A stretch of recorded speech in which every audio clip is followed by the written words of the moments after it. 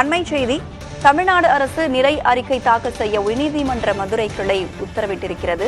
அண்மை செய்தியாக பார்க்கிறோம். தமிழ்நாடு அரசு நிலை அறிக்கை தாக்கல் செய்ய உயர்நீதிமன்ற மதுரை கிளை உத்தரவிட்டிருக்கிறது.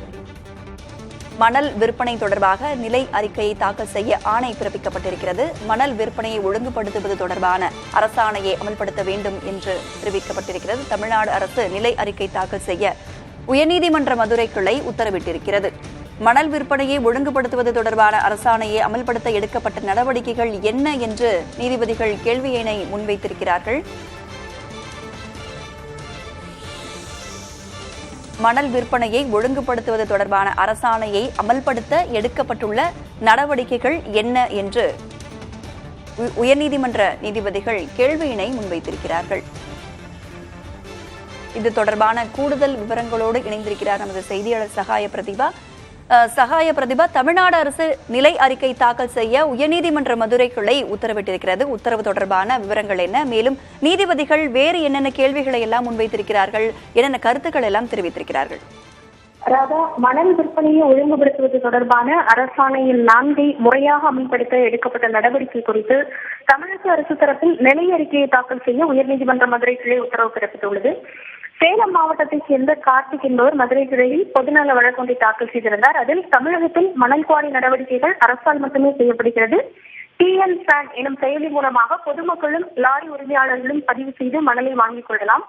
ஒரு யூனிட் மணலை 1000 ரூபாய்க்கு அரசு விற்பனை செய்து வருகிறது.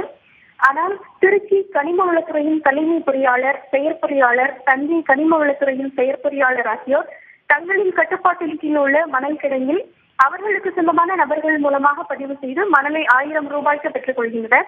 ஆனால் சட்டவிரோதமான முறையில் பொதுமக்கள் மற்றும் லாரி உரிமையாளர்களுக்கு 10,000 ரூபாய் வரை விற்பனை செய்து வருகின்றனர். இதனால் அரசுக்கு பெரும் அளவில் இழப்பீடு ஏற்பட்டுள்ளது.